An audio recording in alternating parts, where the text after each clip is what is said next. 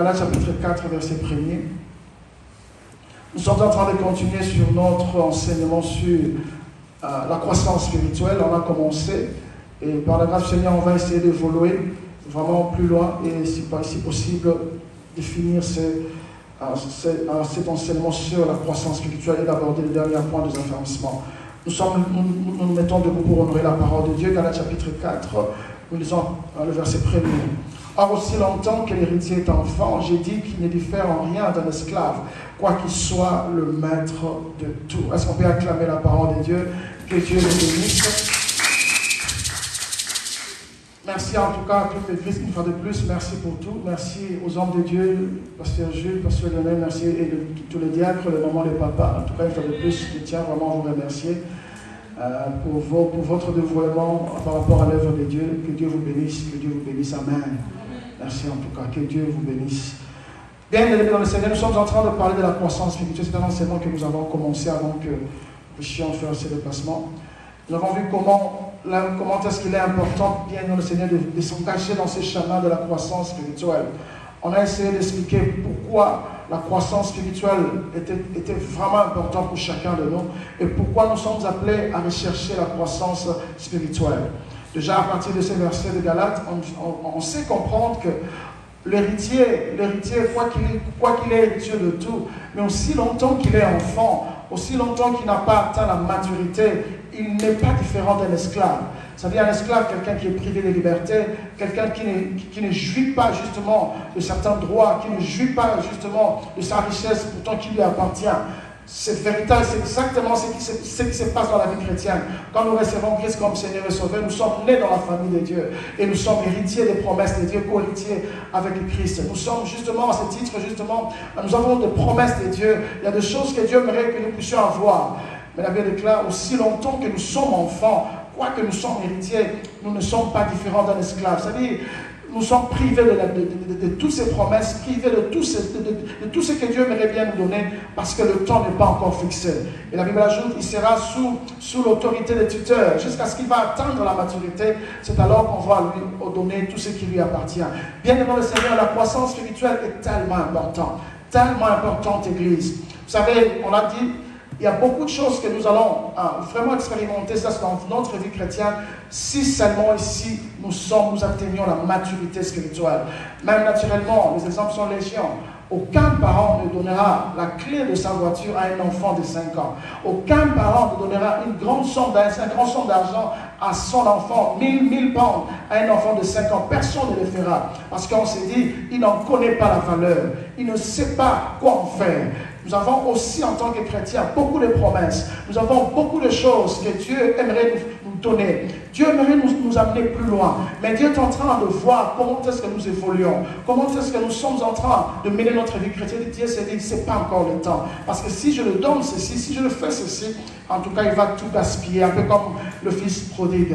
Bien aimé, la croissance spirituelle, c'est quelque chose que nous devons tous rechercher. Ce n'est pas un choix. C'est quelque chose que nous sommes appelés à chercher nous tous.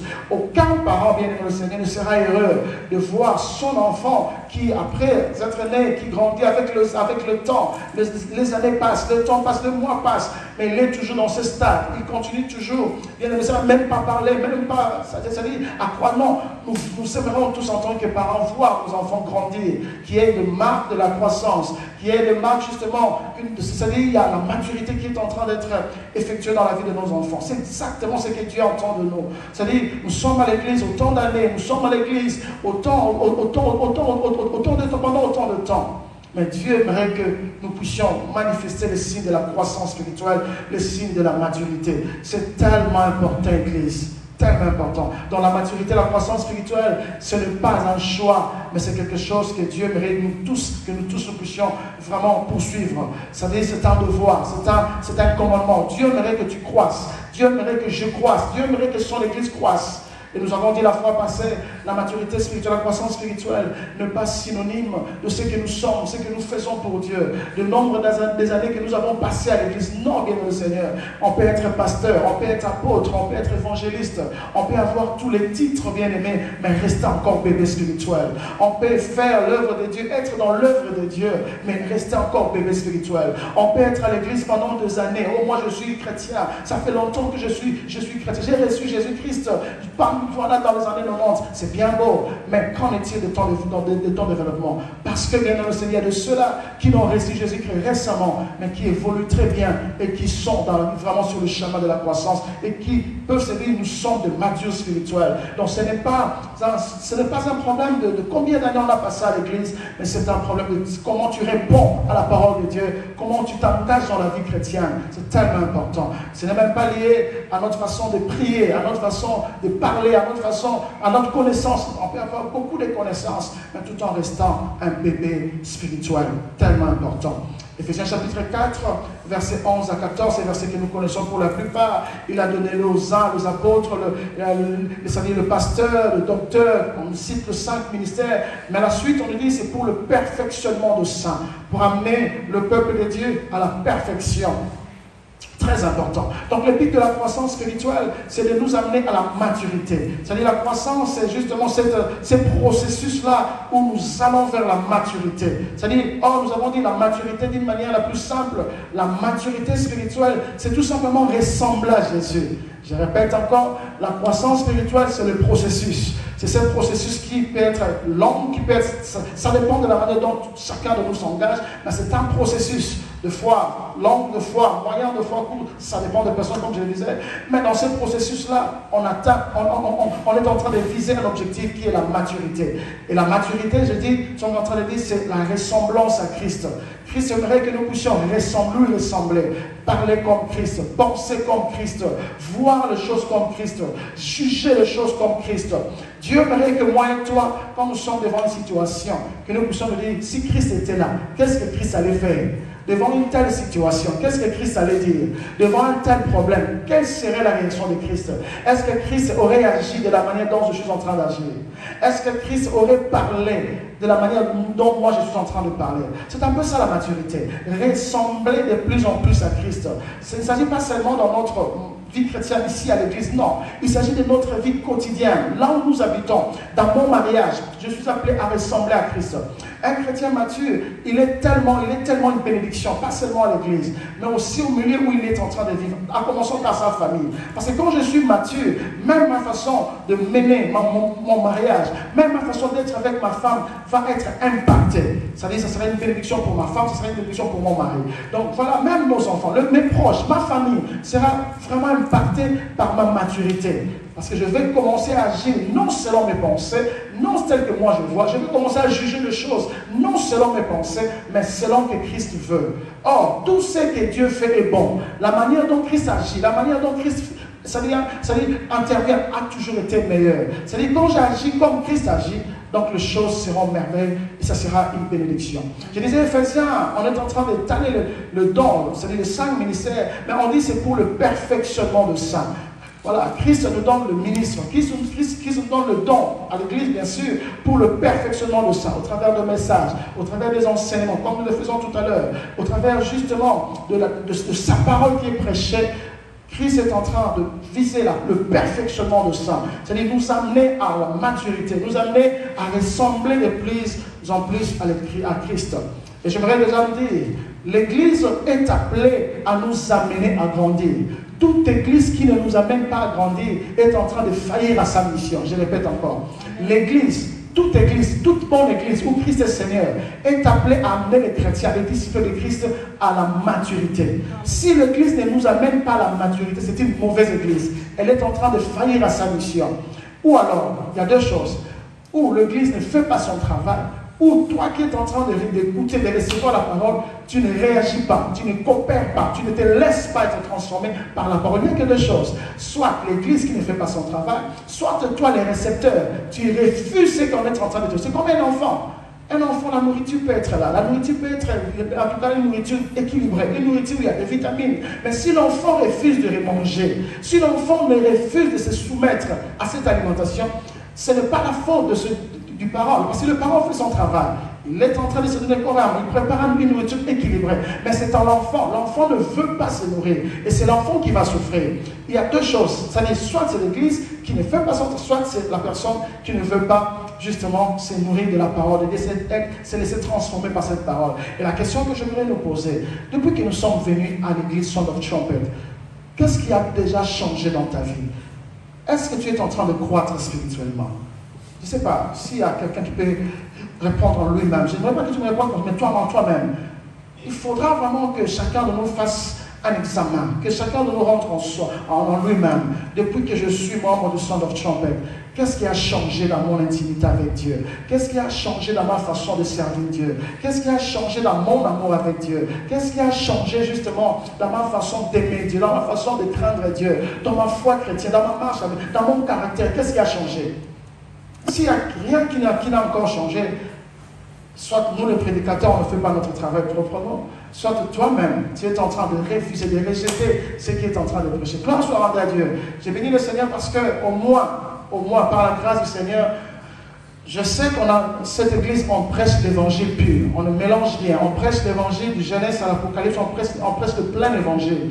J'ai béni le Seigneur pour les hommes de Dieu qui sont ici, on nous prêche la parole de Dieu. J'ai toujours béni le Seigneur pour le pasteur Gilles, il a toujours témoigné. Le pasteur Gilles nous a souvent dit, le message qu'on nous prêche ici, le pasteur a souvent dit, le message qu'on nous prêche ici, si tu ne changes pas, si tu n'es pas béni, c'est ton problème. Donc on peut dire que je ne pense pas que cette église a un problème de message, a un problème de la mauvaise nourriture. Gloire à Dieu, nous avons des hommes de Dieu qui ont la grâce de Dieu et nous avons la nourriture qu'il faut. C'est-à-dire, je ne pense pas que le problème ici, c'est au niveau de la nourriture que nous mangeons, qui est la parole qu'on nous prêche. Le problème maintenant, c'est chacun de nous. Comment nous réagissons par rapport à tout le message que nous écoutons, par rapport à toutes les prédications que nous écoutons. Comment réagissons-nous? Est-ce que nous nous soumettons à ça? Nous obéissons à ça? Or, on se dit, t'es à gaga. Non, il ne s'agit pas de ça. La parole qui est prêchée, c'est pour nous. En commençant par nous-mêmes, le prédicateur. En commençant par celui qui est devant vous. La parole qui est prêchée, c'est prêchée pour nous, pour notre transformation intérieure, pour notre changement. On a souvent dit, et on le dit toujours, je répète encore. Vous savez, la parole que nous écoutons, cette parole va nous juger un jour. Je répète encore. La parole que nous sommes en train d'écouter, que nous sommes des fois en train de négliger, que des fois ça entre, ça sort comme ça, mais cette parole va nous juger un jour. Un jour, Dieu te mettra devant ta vie. Un jour, Dieu te montrera un certain dimanche où le pasteur Lionel était ici devant, où le pasteur Gilles était ici devant. Il te prêchait sur un sujet où toi tu disais, et Dieu te dira, non, c'était pas ça, j'ai te parlé à toi. Je t'ai parlé à toi, je t'ai interpellé, je t'ai interdit des choses, je t'ai annoncé, je t'avertissais, parce que je t'aimais. Parce que Dieu ne descendra pas du haut du ciel pour te dire, moi, on en a chargé. Dieu n'utilisera que ses serviteurs. Dieu parle tantôt d'une manière, tantôt d'une autre, mais aussi au travers de ses serviteurs. C'est-à-dire, nous sommes là pour écouter la parole de Dieu, c'est soumettre à cette parole, aimer cette parole et être transformé. Ainsi, Hébreux chapitre 5, Hébreux chapitre 5, verset 12. Hébreux chapitre 5, verset 12, jusqu'au verset 14e, la Bible est en train de déclarer ceci. Amen. Est-ce que nous avons nos Bibles ouvertes avec nous? Si on peut avoir nos Bibles ouvertes avec nous. Je lisais Hébreux chapitre 5, en commençant par le verset 12e. La Bible dit ceci. Vous en effet, qui depuis longtemps deviez être de maîtres, vous avez encore besoin qu'on vous enseigne le premier rudiment des oracles de Dieu. Vous en êtes venus à avoir besoin du lait et non d'une nourriture solide. Waouh! Paul est en train de dire aux Corinthiens, encore rêve Corinthiens, c'est comment? Ça fait longtemps que vous connaissez les choses de Dieu. Ça fait longtemps que je vous ai prêché la parole de Dieu. Ça fait longtemps que moi, Paul, je vous ai vraiment fait de sorte que vous soyez vraiment des disciples de Christ. Ça fait longtemps. Mais pendant toutes ces années, vous devez déjà passer à autre chose. On devait déjà vous enseigner d'autres rudiments. On devait déjà vous enseigner d'autres, c'est-à-dire des choses qui, c'est-à-dire des révélations de Dieu, c'est-à-dire des choses un peu plus profondes dans la connaissance de notre Dieu. Mais je vois que vous n'en êtes pas encore là. Vous avez encore besoin du lait. Paul était en en train vraiment tu sens que Paul n'est pas content des Corinthiens. Paul est en train de se plaindre des Corinthiens. Corinthiens, ce n'est pas comme ça. Vous devez déjà grandir. À ce stade-là, vous ne devez pas être au lait. Non! On devait vous enseigner des choses plus profondes. On devait vous enseigner des choses plus merveilleuses. On devait aller plus loin, monter des taux dans les enseignements. Mais ça ne vous va pas. Vous ne pouvez pas supporter de telles choses. Parce que si on vous enseigne ça, ça crée de l'indigestion. Vous savez, quand on n'a pas bien mangé, ça crée de l'indigestion. Ainsi, par exemple, certains thèmes, quand on prêche, quand on n'est pas assez mature, et on t'aime, c'est un peu ce que Paul est en train de dire. On devait déjà vous prêcher de choses plus élevées. On devait déjà vous prêcher, vous devez déjà être avancé dans la connaissance de Dieu. Il y a des choses qu'on ne devait même plus vous enseigner. On ne devait plus vous enseigner comment servir Dieu. On ne devait plus vous enseigner comment aimer Dieu. Parce qu'à ce stade, il est supposé que vous connaissez ça. On ne devait plus vous pousser à servir le Seigneur. On ne devait plus vous pousser à aimer Dieu. On ne devait plus vous pousser à dire craignez Dieu, craignez. Non, les Corinthiens. À ce stade, non.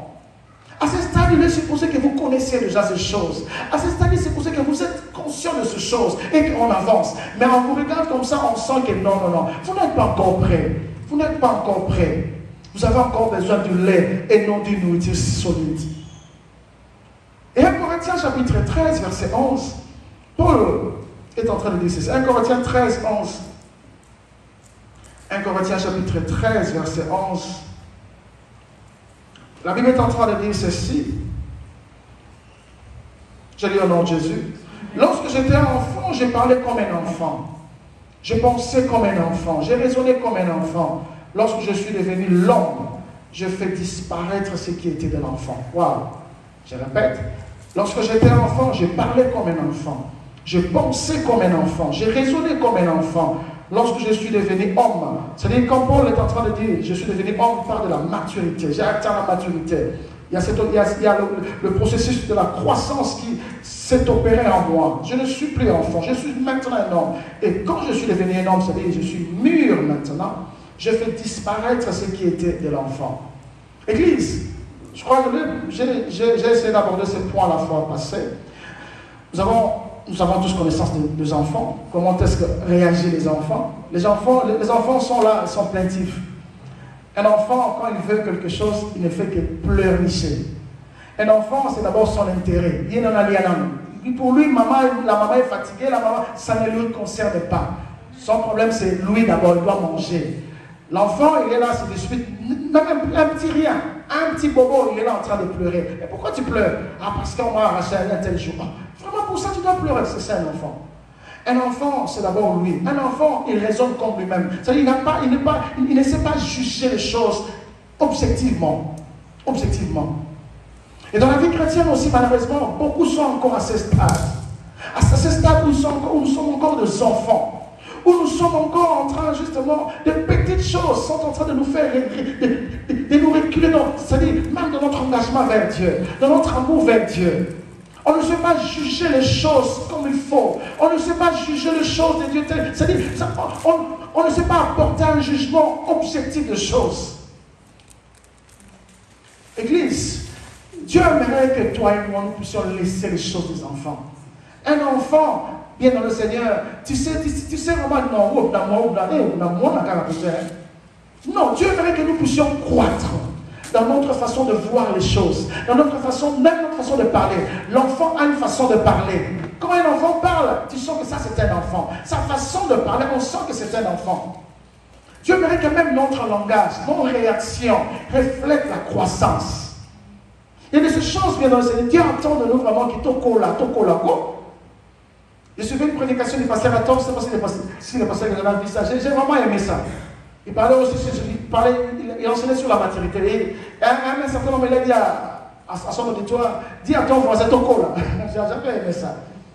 Tokola. Ah, je répète un peu comme ça. Tokola. Tokola. Il y a des choses plus Dieu dans les choses. Il dit, Dieu mon tel homme t'es. Où est-ce mon niveau dans la tête? Je suis dans le Seigneur, je fais des années dans le Seigneur. Il y a de ces choses, de petits bobos, de choses. Ça, ce n'est plus plus à mon niveau. On t'a dit à mon bédian, mon cara, on t'a dit à mon tiens, mon panier, parce que c'est plus à ton niveau. Tokola, grandissant. Vous savez, 1 Corinthiens chapitre 3, verset 1 nous dit ceci. 1 Corinthiens chapitre 3, 1 Corinthiens chapitre 3, verset 1 jusqu'au verset 3e nous dit ceci. Pour moi, frère, ce n'est pas comme à des hommes spirituels que je puis vous parler, mais comme à des hommes charnels, comme à des enfants de Christ. Rien qu'à partir de ce verset, on sait comprendre qu'un enfant, un bébé spirituel, c'est-à-dire un chrétien qui est enfant, c'est un chrétien charnel. Paul est en train de dire. Tout chrétien qui est encore bébé spirituel, c'est un chrétien charnel. On peut inverser. Tout chrétien charnel est un bébé spirituel. Paul continue à dire ceci. Je vous ai donné du lait, non de la nourriture solide, car vous ne pouvez pas la supporter. Est-ce que si on nous enseigne cela, allons-nous supporter cela? Si on nous enseigne sur les choses qui demandent notre dévouement, qui demandent notre concentration, allons-nous supporter ça?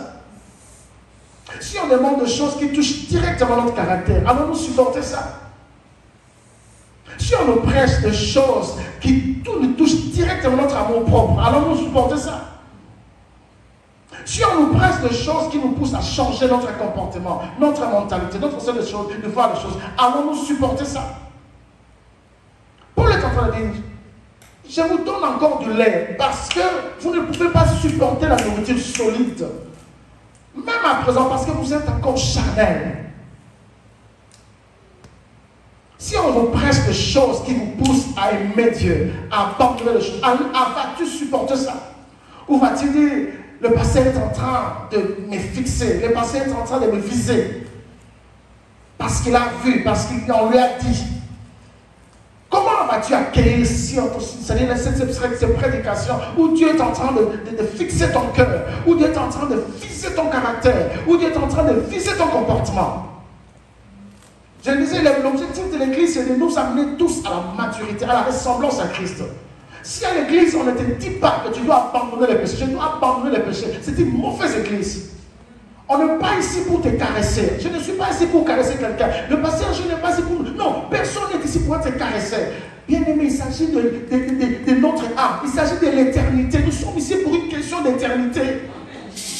On n'est pas ici pour passer du temps inutilement. On n'est pas ici pour des plaisanteries. Ce n'est pas pour des plaisanteries qu'on est ici. Nous sommes presque tous des responsables. Qui peut quitter sa maison, venir passer du temps ici pour des plaisanteries? Personne ne le fera. Il y a mieux à faire. Si c'était pour de passer du temps comme des musiques, comme des nanas, on n'allait pas venir ici. Il y a mieux à faire. Mais on vient ici parce que nous savons qu'il est question de la vie éternelle. Il est question de l'éternité. Et l'éternité vaut plus que toutes choses. Parce que la Bible déclare, tout passera. Mais la parole de Dieu ne passera jamais. Et ici, il s'agit de la parole de Dieu. Il s'agit du salut de l'âme. Je l'ai toujours dit dans cette église, joue avec tout, mais ne joue pas avec ton éternité. Oh, je répète encore, joue avec tout ce que tu peux jouer, mais ne joue pas avec ta foi chrétienne, parce qu'il s'agit de ton éternité. Je l'ai toujours dit, ce jour-là où tu vas fermer tes yeux, pour ne plus les ouvrir, tu seras mis dans cette boîte de quelques mètres carrés, ton femme sera en train de pleurer. Si l'inverse peut aussi être fait, ton mari sera en train de te pleurer, tes proches seront en train de te pleurer. Mais pendant ces moments-là, où seras-tu? Toi qui négliges les choses de Dieu, toi qui crois que tu as l'avenir devant toi, tu peux faire de tout de ta vie ce que tu veux, personne ne peut te répondre. Gloire à Dieu. Mais un jour tu auras tes yeux pour pleurer, ça sera tard. Ça sera tard. Joue avec tout, ne joue pas avec les choses de Dieu. Sois sérieux avec les choses de Dieu.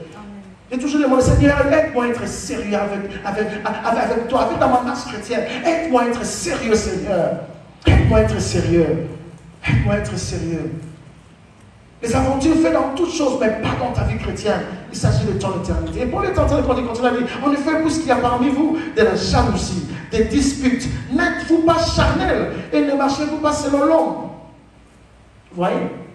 C'est-à-dire, Paul est en train maintenant de décrire c'est quoi être un chrétien charnel. Un chrétien charnel, c'est un chrétien qui marche encore dans la jalousie, c'est un chrétien qui marche encore dans les disputes, c'est un chrétien qui marche encore dans nous décrit les œuvres de la chair. L'arrogance, l'orgueil, les disputes, l'envie, l'ivrognerie, tout ça. Ce sont des choses qui, quand ça se retrouve en nous, ça nous qualifie, ça nous place dans cette catégorie d'enfants, de bébés spirituels. Oh, écoutons maintenant, c'est béni le Seigneur pour ce que le Saint-Esprit est en train de dire maintenant. Quand Christ viendra, même s'agissant de l'enlèvement, il sera dans les airs, il sera dans les airs. Qui sera enlevé d'abord? Est-ce que c'est toute l'église qui sera enlevée? Non. C'est-à-dire que ce n'est pas toute l'église qui sera enlevée. La Bible est claire. On nous parle de 10 vierges. La parabole de 10 vierges nous relate exactement l'enlèvement. Il y avait 5 qui étaient sages, 5 autres étaient folles. Toutes attendaient le pouce. Et le pouls tardait, ils s'endormirent. Elles s'endormirent, pardon. Et au milieu de la Bible est claire. Le cri de minuit, je vais rapprocher ça, le cri de minuit. Le pouls est là. Elles se réveillent, il y avait 5 qui avaient leurs lampes, tous avec des lampes bien sûr éteintes. Elles allumèrent toutes les lampes, mais 5 autres n'avaient pas d'huile de réserve. Comprenez que même à l'église, il y a des vierges sages et il y a des vierges folles. Et on peut dire, dans une certaine mesure, les vierges folles, ce sont des chrétiens charnels, ils ne seront pas enlevés. Parce que Christ récupérera une église sans tache de rite. Une église sans tache. Or, qui dit sans tache, dit pureté, dit sanctification. Or, les œuvres de la chair suivent notre âme. Les œuvres de la chair polluent notre âme. Les œuvres de la chair amènent de l'impureté en nous. Quand je marche dans la jalousie, quand je marche dans les disputes, quand je marche dans l'orgueil, quand je marche dans l'adultère, quand je marche dans les choses qui ne plaisent pas à Dieu, ça suit mon âme, et je ne suis pas prêt pour l'enlèvement. Quand Christ reviendra, tous les chrétiens charnels, cela veut dire aussi tous les bébés spirituels, ne seront pas enlevés. C'est clair. Parce que Christ, ceux qui vont ressembler à Christ, ah, merci Saint-Esprit. Parce que l'enlèvement, Christ sera dans les... Et ceux qui ressemblent à Christ, c'est un peu comme les mains. Les mains n'attirent que les magnets. Les mains n'attirent que les choses qui sont de sa nature, c'est-à-dire les métaux. Quand on met les mains ici, les mains ne vont attirer que les métaux. Les bois, les pierres vont rester. Or, la croissance spirituelle, c'est ressembler à Christ. Avoir la nature de Christ. C'est ça la croissance spirituelle. C'est ce processus qui m'amène à ressembler à Christ. Plus je ressemble à Christ, plus je reçois la nature de Christ, plus je me conforme. Et quand il sera là, je serai enlevé avec lui. Voilà pourquoi quand Christ sera là, beaucoup de chrétiens vont rester. Il y a même des pasteurs qui vont rester. Il y a des sortes qui vont rester parce qu'ils n'ont pas été engagés suffisamment dans cette chemin de la croissance pour ressembler suffisamment à Christ. Église, voyez, même pour notre enlèvement, nous avons besoin de la croissance pour ressembler à Christ, car c'est la nature. Ceux ne seront enlevés que ceux qui ont la nature de Christ. Église, tokola, Église. Il y a certaines choses, si nous cherchons la maturité, ça ne devait même pas être au milieu de nous, ça l'a sauté. Certaines disputes, certaines choses, non, ça ne devait même plus être cité parmi nous, parmi les gens qui sont mieux. Et pour ça l'a sauté. Et voilà, ça nous amène justement à parler des signes de la maturité. Puis on va conclure sur comment atteindre la maturité. Quelles sont justement les choses qui prouvent à suffisance que nous sommes matures? Les choses qui prouvent à suffisance, comment se conduit un adulte spirituel? Quelles sont les choses qui déterminent que vraiment nous atteignons, nous sommes dans la maturité? C'est de cela que nous allons parler maintenant. Première chose, si tu veux la maturité, il y a des choses que tu es appelé à rechercher en toi. Et l'un des signes de la maturité, quelqu'un qui est mature, quelqu'un qui est dans ce chemin de la croissance pour aller justement vers la maturité, il donne toujours le meilleur de lui-même à Dieu. Et il met toujours Dieu en premier. C'est ça être mature. Mettre Dieu en premier. Donner le meilleur de soi pour Dieu. Oui, on se donne à fond pour notre travail. On se donne à fond pour l'argent. On se donne à fond pour nos familles. On se donne à fond pour nos carrières. On se donne à fond pour nos enfants. On se donne à fond pour nos vies. On se donne à fond. C'est bien beau, c'est pas mauvais. Mais qu'en est-il de Dieu? Quelqu'un qui est en train de poursuivre la maturité, celui qui est dans ce chemin processus de croissance, il se dit, c'est d'abord Dieu. Tu aimeras l'Éternel ton Dieu de tout ton cœur, d'abord ton Dieu, de toute ton âme et de toute ta force. Dieu est la priorité de tout. Dieu est le premier en tout. Dieu est à la première position. Dans ce choix, dans cette décision, dans ces choses qu'il est appelé à faire, c'est d'abord Dieu, Dieu ou rien. Ensuite, les autres choses. En termes de priorité, Dieu est la priorité. Il n'y a pas autre chose que les dieux. Il n'y a pas autre chose que l'œuvre de Dieu. Il n'y a pas autre chose que l'avancement de l'œuvre de Dieu. C'est ça la maturité. Christ disait, ma nourriture, c'est de faire la volonté de celui qui m'a envoyé, mon Père. Et si nous voulons ressembler à Christ, telle est la maturité, on est appelé à rechercher justement la volonté de celui qui nous a appelés. Lui plaire à lui, faire sa volonté. Es-tu mature? Je te poserai la question. Où est Dieu? Où est Dieu? Où est la place de Dieu dans tes décisions? Où est la place de Dieu dans tes choix? Où est la place de Dieu dans la façon dont tu mènes ta journée? Nous avons 24 heures, chacun de nous, Dieu donne 24 heures. Mais combien de temps tu donnes pour la prière? Combien de temps tu donnes pour la méditation? Combien de temps tu donnes, bien de nous, Seigneur, pour ta communion avec Dieu, pour ton intimité avec Dieu, pour l'avancement de l'œuvre de Dieu, chaque jour? Combien de temps tu donnes? On est facile, on est apte à donner 12 heures du temps au travail, 12 heures du temps, caillou, 12 heures, sans se relâcher. Mais pour donner à Dieu, ne serait-ce que la dîme du temps, 2 heures, 2 heures et demie, c'est difficile pour chacun de nous, pour beaucoup d'entre nous. Un homme mature, il sait donner à Dieu la première place. Que Dieu te bénisse, toi, aujourd'hui, au moins tu prouves que tu es suffisamment mature. Malgré l'été, malgré il fait beau dehors. Tu peux te dire, ah, il fait très beau, je reste dans mon jardin, je vais enjoyer les sangs. Mais quand on est mature, on dit non, c'est d'abord Dieu. Le soleil après, le weather après, c'est d'abord Dieu. La priorité, c'est Dieu. Même si on est fatigué, même si on est vraiment, mais on se dit non, pour Dieu, je dois me sacrifier. Je ne le fais pas pour les hommes, je ne le fais pas pour plaire à quelqu'un, mais je le fais pour mon Dieu. Je peux me sacrifier pour mon Dieu. On se sacrifie pour nos propres objectifs, on se sacrifie pour nos maisons, on se sacrifie pour les gens, mais pourquoi pas pour Dieu? Parce que si Dieu a décidé d'ôter la vie cet après-midi, même l'argent va rester, même tout ce que tu as, tous tes projets vont rester. C'est Dieu qui tient nos vies. C'est Dieu qui nous donne le souffle de vie. Même nos santé, personne ne peut acheter la santé. La santé n'a pas de prix du temps. C'est Dieu, la santé que nous avons, c'est Dieu. Combien ont de l'argent, ils ont tout, mais ils sont malades tout le temps, ils ne sont pas en bonne santé. Et Dieu te donne cette grâce, la santé. Tu es en bonne santé, tu ne fournis aucun effort. Tu ne peux pas être reconnaissant à ces dieux-là. Tu ne peux pas être reconnaissant. Deutéronome nous dit, si ton petit bétail, ton gros bétail est en train de voler, si tu bâtis de grandes choses, n'oublie pas, souviens-toi que ce n'est pas ta force. Non, non, non, non. Souviens-toi que c'est Dieu qui t'a donné la force. C'est Dieu qui te donne la force de te réveiller chaque matin. C'est Dieu qui donne la force de te mettre debout à faire le travail que tu fais. C'est Dieu. Ainsi, la priorité de toute chose doit être Dieu dans notre vie. Dieu doit être prioritaire. Quand il s'agit de donner à Dieu son temps, donne le temps à Dieu. Quand il s'agit de sacrifier pour Dieu, sacrifie pour Dieu. La priorité, ce n'est pas seulement dans notre temps, même dans ce que nous possédons. Là, écoutez-moi, mais parlons de ça aussi. Notre argent. Notre argent. Que faisons-nous de notre argent? Est-ce que Dieu peut trouver sa part dans nos finances? Est-ce que Dieu peut trouver de sa part dans l'œuvre de Dieu? C'est-à-dire, ce que Dieu nous donne comme argent, nos biens, est-ce que nos biens servent le Seigneur? Est-ce que notre argent sert le Seigneur? La priorité, quelqu'un qui est mature, il sait obéir à Dieu, il sait mettre Dieu en première place. Il s'est dit, pour Dieu, je dois me sacrifier. Je dois me sacrifier, parce que ma vie c'est Dieu. Ma vie c'est Dieu, c'est la grâce de Dieu. C'est la grâce de Dieu. Je dois vraiment me donner à fond. Je me mets vraiment en premier. Je me donne tout corps à l'esprit pour Dieu. On va passer pour gagner du temps. Vous savez, autre chose très importante, la maturité spirituelle, on est notre signe de la maturité spirituelle, c'est porter du fruit. Ne porte du fruit qu'un arbre qui est mature. Un arbre qui n'est pas mature, un arbre qui n'a pas atteint la maturité ne peut jamais porter du fruit.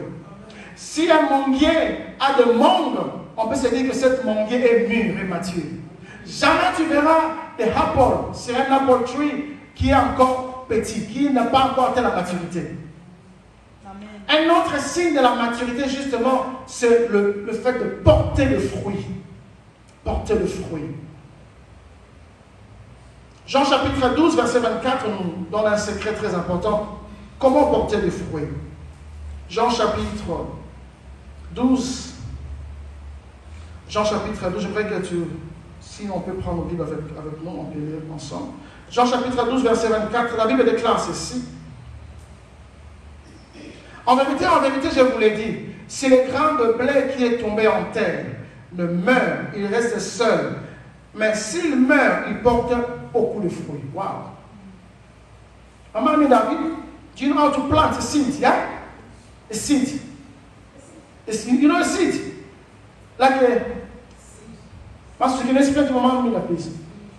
Like a peanut. You understand, Mama Mina? On a bien déclaré ceci. Si on a un seed avec nous, une graine avec nous, la graine reste seule aussi longtemps qu'on a ça dans notre main. Mais si on veut que cette graine se reproduise et que ça porte de fruits, qu'est-ce qu'on a à faire? On met ça sous terre, n'est-ce pas? On plante ça. Et quand on plante ça, est-ce qu'on voit encore la graine? Mais après un certain temps, qu'est-ce qu'on va voir? Un arbre. De même un manguier et une mangue. Quand on a une mangue avec nous, aussi longtemps qu'on tient la mangue entre nos mains, la mangue reste seule. Mais si on prend le noyau de cette mangue, on plante ça, on ne sait plus voir la mangue pendant un temps. On ne sait plus voir et personne ne pourra se dire qu'est-ce qui se passe sous la terre. Mais il y a un processus qui s'opère sous la terre. Amen. Et au fil du temps, il y a un manguier qui est en train de germer. Et il y avait au départ un petit noyau de mangue, mais avec nos années, nous aurons un manguier avec beaucoup de mangue. Et même avec un seul noyau, on peut avoir tout un terrain rempli de manguiers. Mais au départ, c'était juste un seul. Qu'est-ce que Dieu aimerait nous enseigner? Dieu aimerait nous dire ceci. Aussi longtemps que tu ne meurs pas, je ne meurs pas, je ne porterai jamais de fruits. Qu'est-ce que cela veut dire mourir? Nous ne parlons pas de la mort physique, nous parlons de la mort en soi. Comme une koufa, comme une boya. Aussi longtemps que boyité. Aussi longtemps que koufi dans ma soulouté. Aussi longtemps que koufi dans ma poisson d'autoté. Tu ne porteras jamais de fruits qui plaît à Dieu. Il faudra que je me dise, j'ai besoin de porter le fruit qui plaise à Dieu. J'ai besoin de porter le fruit qui glorifie Dieu. Donc je dois accepter de mourir.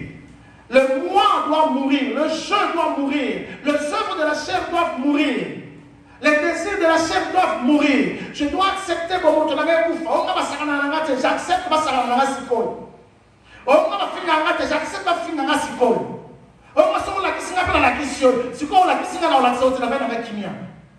C'est ça mourir en soi. Aussi longtemps que tu n'acceptes pas de mourir, aussi longtemps que tu as encore le moi règne encore, le je règne encore. Tu veux te faire voir, tu veux te montrer, tu veux que ça tu veux que ça toucher, tu veux que ça l'obéir. Aussi longtemps que c'est encore comme ça, tu ne porteras jamais de fruits. Le secret de porter des fruits, c'est d'accepter de mourir en soi. Car si tu meurs, il y a une autre toi qui va germer avec beaucoup de fruits. Amen. Et le fruit dont nous sommes en train de parler, Galates chapitre, nous connaissons ce verset, Galates chapitre 5, verset 22, nous en parle en suffisance. Galates chapitre 5, verset 22. Lisons.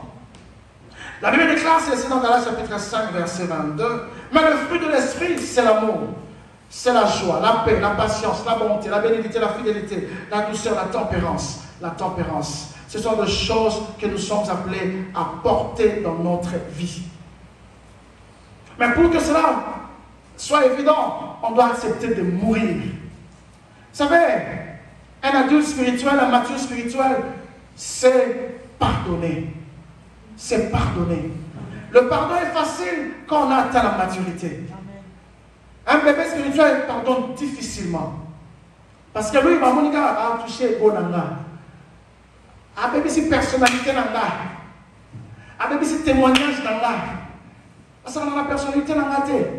Il s'agit justement d'accepter de mourir, accepter d'être mis à terre pour que tu portes le fruit qui plaise à Dieu. Un saint mature spirituel, c'est quelqu'un qui grandit même dans son amour pour les autres. Il aime les autres, non pas pour ce que les autres peuvent lui donner, mais parce qu'il sait que je dois aimer. Amen. Quand tu crois dans l'amour, quand tu grandis dans la croissance spirituelle, dans ce chemin de la croissance, même notre amour pour les autres grandit aussi. Amen. Peu importe ce que les autres nous disent de nous, peu importe ce qu'ils font de nous, peu importe ce qu'ils peuvent tout dire de nous, peuvent tout, même le mal qu'on nous fait. Mais quand on atteint la maturité, on sait pardonner. C'est ça la maturité. La maturité nous pousse à porter du fruit. Et parmi ce qu'il y a l'amour. L'amour couvre une multitude de péchés, dit la Bible. Notre amour croît aussi. D'abord l'amour pour Dieu, mais l'amour pour les autres aussi. On est capable de pardonner même nos ennemis. On est capable de pardonner même ceux qui nous offensent. On est capable de pardonner même ceux qui nous font du mal. Car la Bible déclare, pardonnez à ceux qui vous font du mal. Il faut être un adulte spirituel pour pardonner celui qui vous fait du mal. Un bébé spirituel ne fera jamais ça. Quelqu'un qui me fait du mal. À la scène, on appelle en jaune, c'est là. Non, un adulte spirituel se dit, je pardonne. Crois-tu? Est-ce qu'on a volé mon pour la battre? Ton amour pour les autres est-il en train de croître ou de décroître?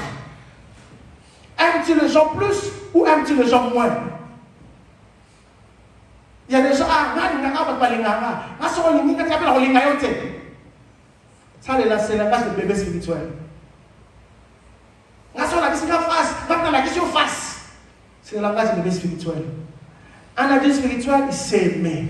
Même ceux qui ne l'aiment pas, même ceux qui les critiquent, même ceux qui vont le faire face, c'est ça la maturité. Tu portes le fruit digne, le fruit de la maturité. La patience, tu es tellement patient. Dans nos mariages, nous avons besoin de beaucoup de patience. Tu n'es pas marié à un ange. Non! Tu n'es pas marié à un ange. Ta femme n'est pas un ange. Ton mari n'est pas un ange. C'est un homme avec des imperfections. Nous sommes tous venus au mariage avec nos imperfections, avec nos faiblesses. Personne ne s'est marié à un ange. Personne. Nous avons tous des imperfections. Nous avons tous, bien aimé, des faiblesses, des défauts. Mais quand nous grandissons, on sait être patient avec l'autre. Un jour il va changer, un jour il va changer, un jour il va changer. Des fois tu es là, en tout cas, je n'arrive plus à supporter. Je suis vraiment à la fin. J'ai passé à Chypre pendant le mariage du pasteur Yannick. Vous savez la raison principale du divorce, souvent on dit l'incompatibilité. Ah, tu es incompatible, tu es incompatible. Non, ce n'est pas l'incompatibilité, non. L'immaturité.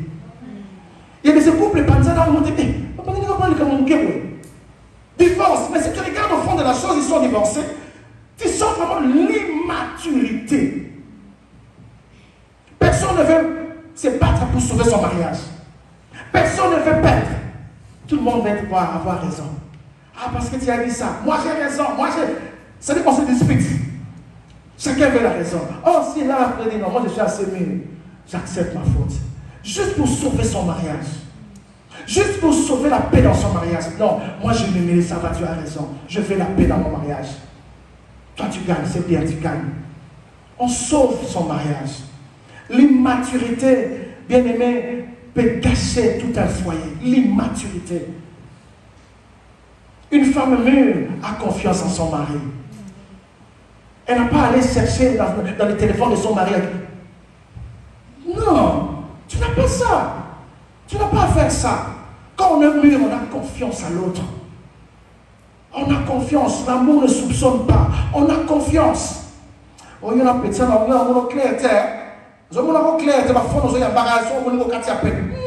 l'amour ne soupçonne pas. Quand on grandit, on ne soupçonne pas. On a confiance. J'ai confiance. J'ai confiance en lui. C'est ça la maturité. On a confiance.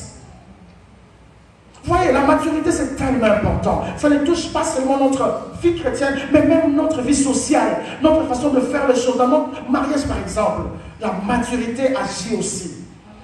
Très important. Jean chapitre 15, verset 8 nous dit ceci. Jean chapitre 15, verset 8. Jean chapitre 15, verset 8. Si vous portez beaucoup de fruits, c'est ainsi que mon Père sera glorifié et que vous serez mes disciples. Vous voyez, porter du fruit glorifie Dieu en nous. Quand Dieu voit l'amour en nous, quand Dieu voit la patience en nous, quand Dieu voit c'est-à-dire tous les fruits de l'esprit, par exemple, si tu es dans Galates 5, Dieu est glorifié. Le contraire, Quand il n'y a pas de fruit d'esprit en nous, de l'esprit en nous, Dieu n'est pas glorifié en nous. Et ça prouve à suffisance que nous sommes les disciples du Christ. Quelqu'un qui est disciple du Christ, il manifeste le fruit de l'esprit. Un chrétien mûr, il est humble.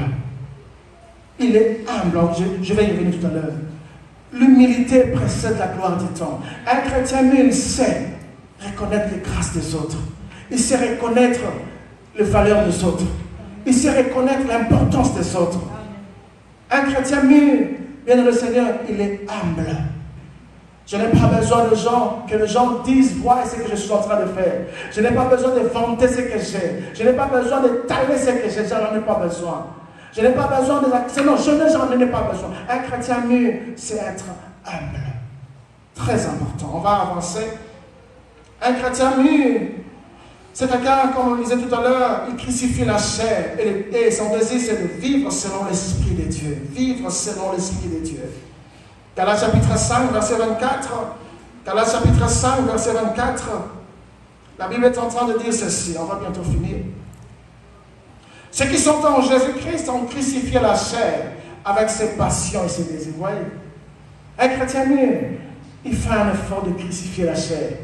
Quand je parle en termes d'effort, par toi-même tu ne pourras pas arriver. Je parle en termes d'effort, c'est-à-dire dans le sens de se laisser conduire par le Saint-Esprit. C'est-à-dire, Seigneur, je ne peux pas moi-même. Je veux que ma chair meure. Je veux marcher selon ton esprit. C'est plus facile, mais tu es appelé à faire ça. En tant que disciple de Christ, il y a des choses que tu es appelé à abandonner. Mais c'est un choix que tu dois faire. C'est une décision que tu dois prendre. Il y a des endroits que tu ne peux plus fréquenter. Il y a des choses que tu ne peux plus voir. Il y a des choses que tu ne peux plus dire. Il y a des actions que tu ne peux plus faire. C'est ça le prix à payer d'être disciple. Alors, on ne peut pas me à la famille, on va dire, tu es un enfant de Dieu, toi.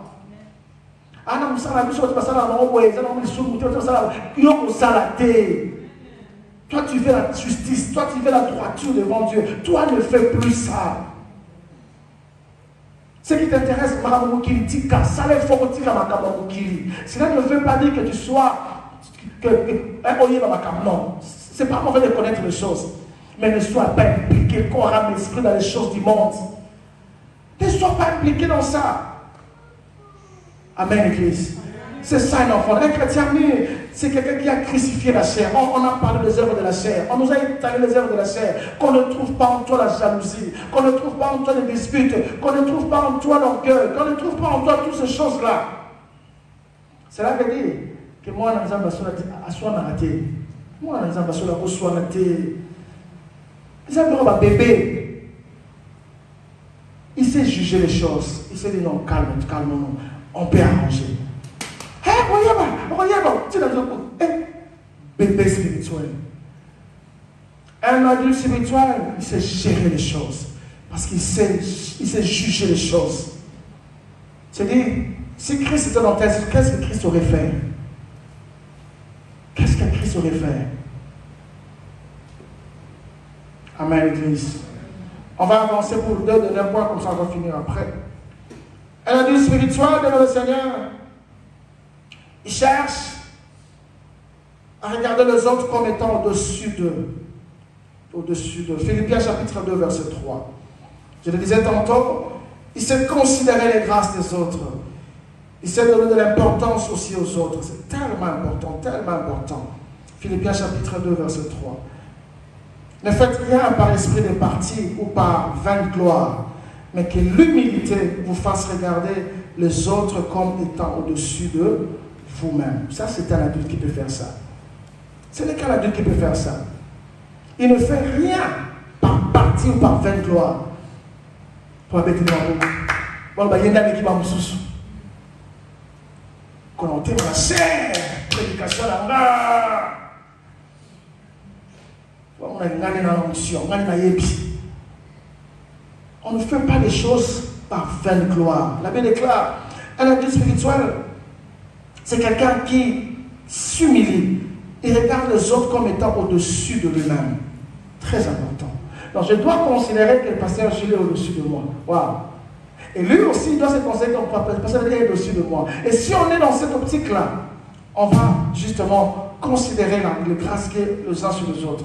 Je dois considérer papa comme étant au-dessus de moi. C'est ce que la Bible nous enseigne. Ainsi, il n'y aura pas de dispute, il n'y aura pas de vaine gloire. Chacun ne cherchera de vaine gloire. Parce qu'on sait que nous sommes ici pour la gloire de Dieu.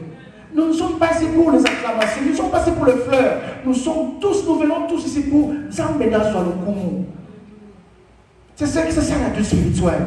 On va avancer, malheureusement le temps. Un adulte spirituel, c'est quelqu'un qui sait travailler de mieux en mieux dans l'œuvre du Seigneur. On va s'arrêter là pour aujourd'hui, parce que le temps fait défaut, le temps est déjà là. 1 Corinthiens chapitre 15, verset 58, c'est le dernier verset que nous allons lire aujourd'hui. 1 Corinthiens chapitre 15. Un adulte spirituel travaille de mieux en mieux dans l'œuvre de Dieu. C'est-à-dire qu'il cherche à progresser dans sa façon même de servir le Seigneur. Je disais 1 Corinthiens chapitre 15, verset 58. La Bible déclare ceci, je lis au nom de Jésus. Ainsi, mes frères bien-aimés, soyez fermes, inébranlables, travaillant de mieux en mieux à l'œuvre du Seigneur, sachant que votre travail ne sera pas vain dans le Seigneur. Wow, quel encouragement! Votre travail ne sera pas en vain dans le Seigneur. Un adulte spirituel, il cherche à se perfectionner, même dans sa façon de servir Dieu. Il cherche à aller mieux, il cherche à faire plus, il cherche à aller en avant dans l'œuvre de Dieu. Un bébé spirituel, ça ne lui intéresse pas. Lui, l'essentiel, il fait ce qu'il est. Vous savez, son progrès ne lui intéresse pas. Un adulte spirituel se dit, hier j'ai fait ceci pour Dieu, mais je peux encore faire plus pour mon Dieu. Je peux encore améliorer ma façon de servir Dieu. Je peux encore améliorer ma façon de se sacrifier pour Dieu. Je peux encore aller en avant pour l'œuvre de Dieu, sachant que tout ce que nous démontrons comme amour pour Dieu, Dieu n'est pas ingrat. Votre travail dans le Seigneur ne sera pas en vain. Un mature spirituel, c'est se dire, qu'est-ce qui manque dans l'œuvre de Dieu? Je dois jouer ma guitare, papa dit encore mieux, je dois encore me perfectionner. S'il faudra que j'aille encore à l'école chercher des cours, je dois encore me perfectionner. Je cherche à aller à faire plus.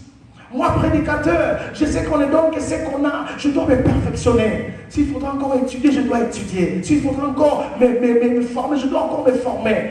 Je cherche à faire mieux dans l'œuvre de Dieu. Si je me suis sacrifié pour 2 heures, je cherche à me sacrifier pour 3 heures demain. Je cherche à aller plus dans l'œuvre de Dieu. L'intérêt du royaume me préoccupe.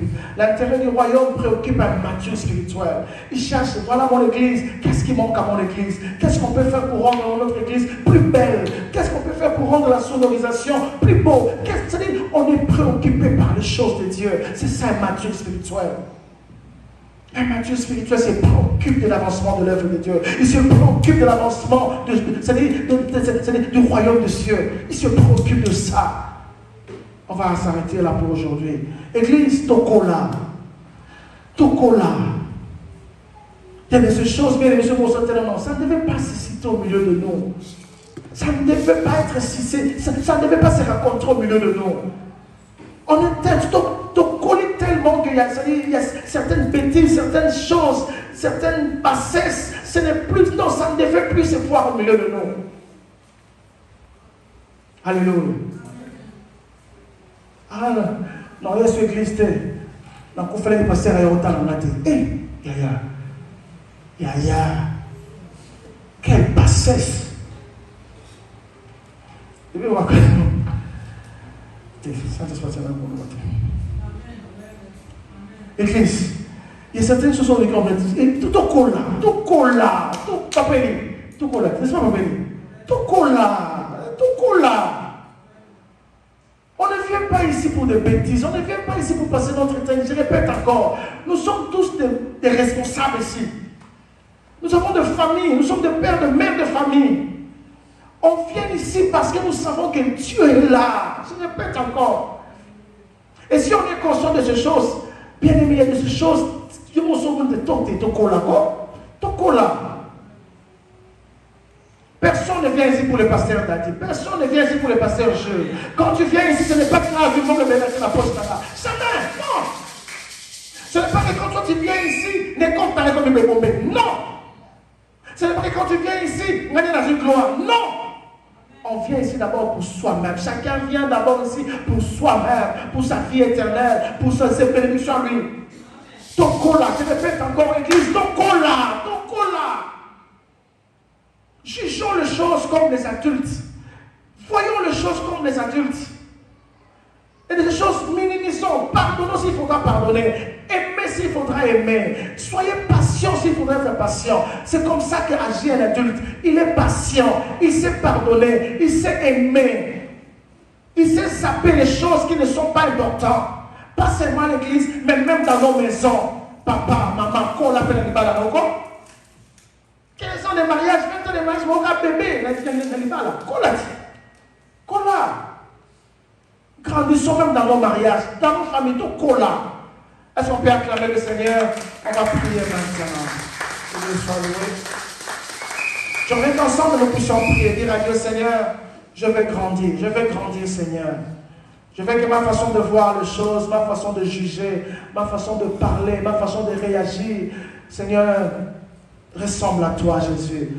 Je vais te ressembler. On va chanter ces cantiques. Puis on va prier. Je veux être comme Jésus. Si Papa Chloé peut nous aider avec ces chants, on va chanter ces cantiques ensemble. Je veux être comme Jésus, Seigneur. Je veux être comme Jésus toute ma vie. Je veux être comme Jésus. Oui, mon Sauveur. Je veux être comme Jésus toute ma vie. Est-ce qu'on peut chanter? Je veux être comme Jésus. Jésus. Je veux être comme Jésus toute ma vie. Je veux être comme Jésus. Oui, mon Sauveur. Je veux être comme Jésus toute ma vie. Quand il marche là-bas, là-bas Galilée.